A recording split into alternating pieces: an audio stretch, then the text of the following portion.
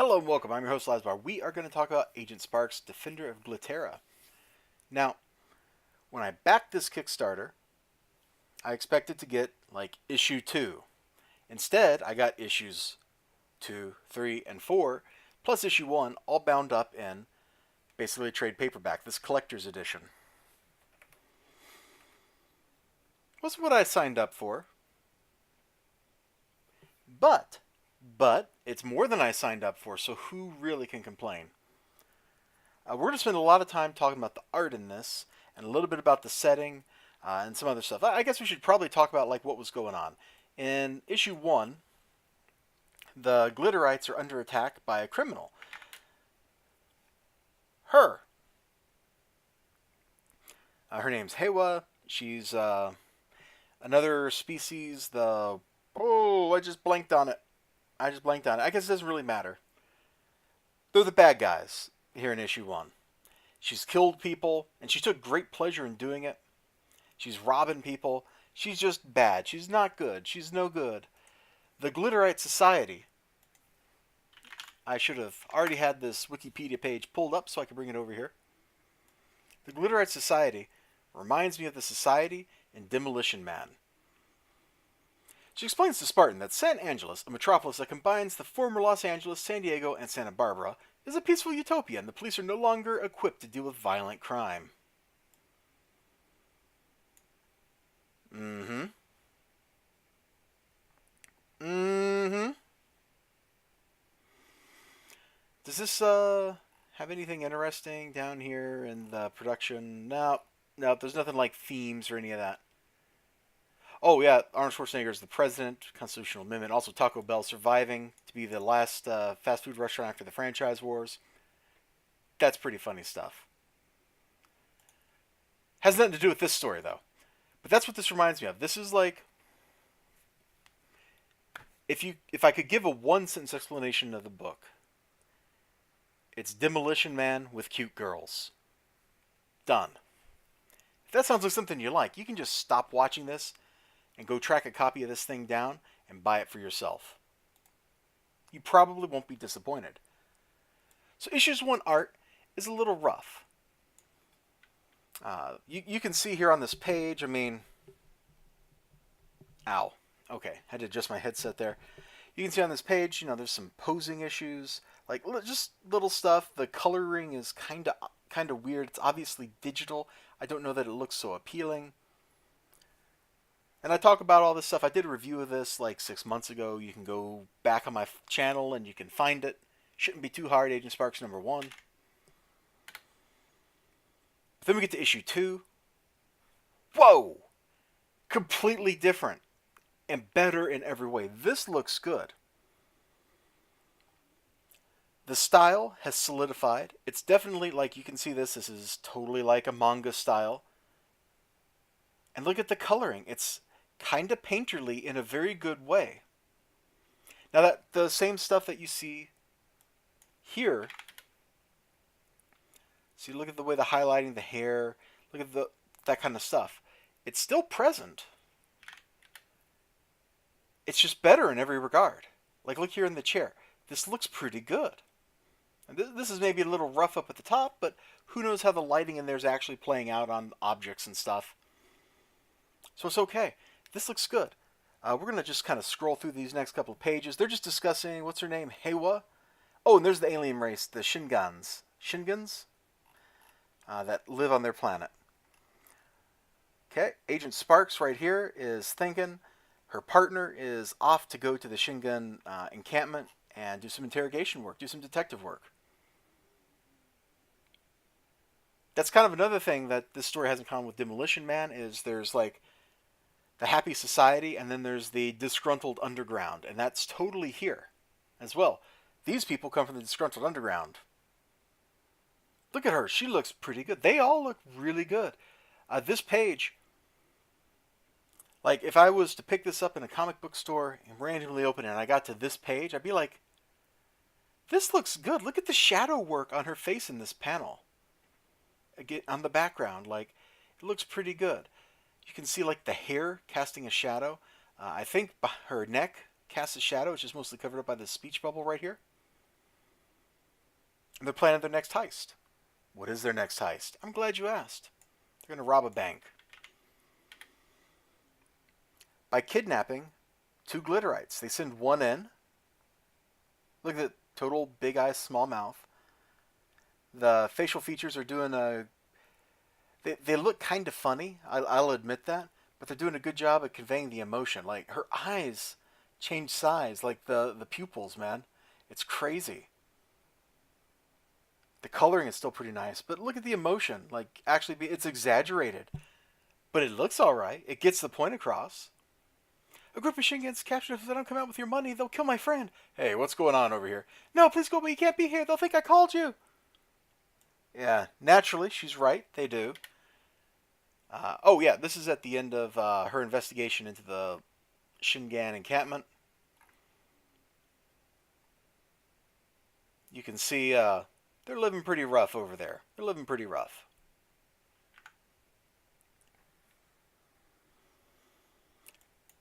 I think we're going to page 56. Next. Yeah, so she gets back. Art style's completely changed. We'll come back to that in a second. They drop into the bank where the Shingans have, and Heiwa, they've got people hostage. They actually drop in through like the vent in the roof.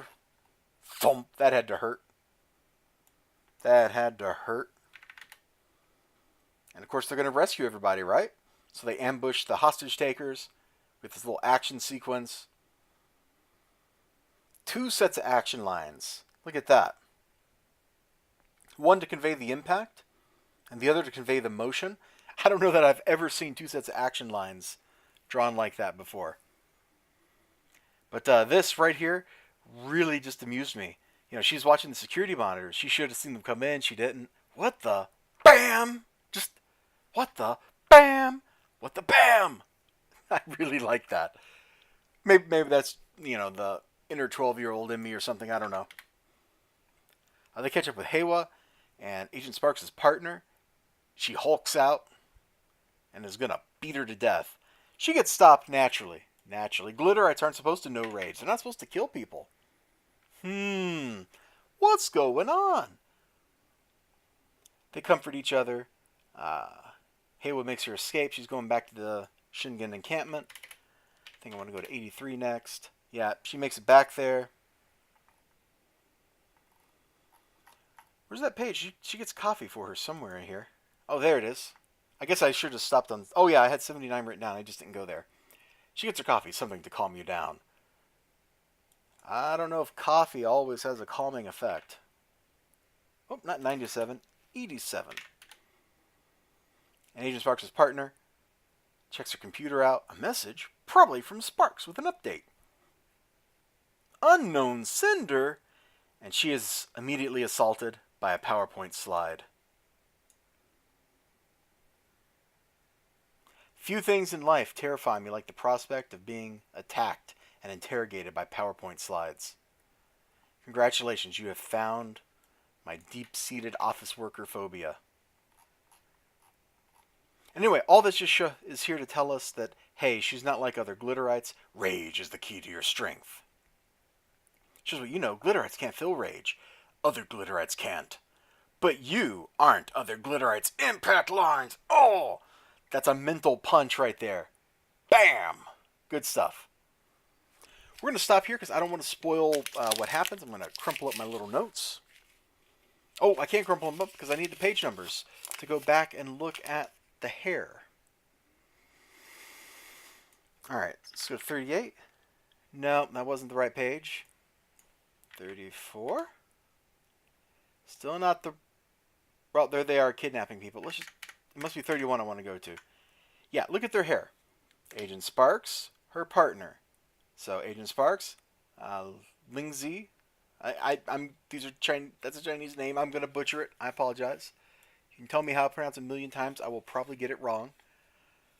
So black and kind of gray purple. Okay.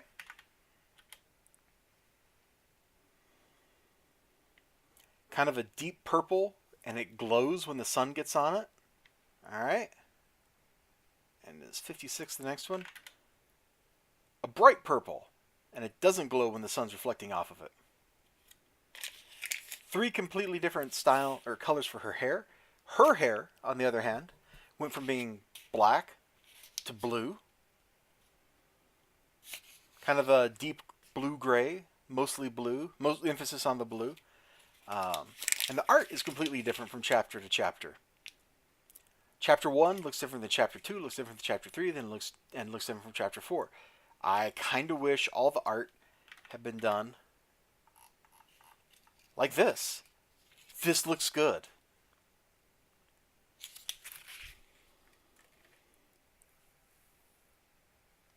The other art is serviceable, but it looks like a webcomic as opposed to a finished product I would pick up and purchase in a store. The writing is fast, it's easy to read. I have no qualms with it. The characters, Sparx and her partner, sound kind of similar to each other, which maybe makes sense. They're both glitterites, they're both raised in a culture of conformity. The bad guys, they sound similar to each other. And then there's the old lady in the encampment. Like, I don't know. Yeah. She sounds still different yet. Oh, weird. She's like a ghost or something. I don't think I realized that when I read over this the first time. But look at this. That's like a ghost, or she's got a cloaking field or something. I don't know. That's weird. She looks real good in this panel, though. I think it's the... Yeah, see, she's got this... There's some distortion there. I don't know what's going on. Now, some of the color differences in her hair, for example, could just be due to lighting differences in the different scenes. But it felt different enough I needed to highlight it. The writing is like fast. It's easy to read. I'm not sure that there's anything super duper deep going on here. Like, I don't think we're gonna get to like fundamental questions about good and evil. But boy, we're having a good adventure story. And maybe more importantly than that, there's enough going on here in this with her character, this rage thing, that when this ends, I'm left wondering, what does that mean? It sets up for the next story, sets up for a sequel very nicely. Why are the other people here? Why do they have this encampment? What happened really to their planet? It's mentioned up here once that their world dried up and they were dropped off. Like they took refugees in here. Why? How? These are questions I would like to see answered. I'm invested in the story and I want to see how it goes from here. I really do. But so far, Agent Sparx feels a lot like Demolition Man with cute girls. Oh, let's zoom out just a smidge, maybe. Hey, that's a pretty good spot to end on. If the whole book looked like that, it would be a no-brainer to pick this up. Because some of this art, like this piece, is really appealing. So I think there was several different artists working on it. I think maybe they were working under some rushed timelines. There's some things in the lettering I can critique, the way the justifying is done, stuff like that. None of it's really worth bringing up in this review. If you want a fun little adventure story of a utopia coming under attack, this is probably the story for you. I'm going to say that Demolition Man with cute girls line again, because I think that is like the key takeaway. If you want to understand what this book is, if I ran into you in an elevator and you saw Agent Sparx, in my hand, and you were like, what's that about? I'd be like, yo man, this is Demolition Man with cute girls.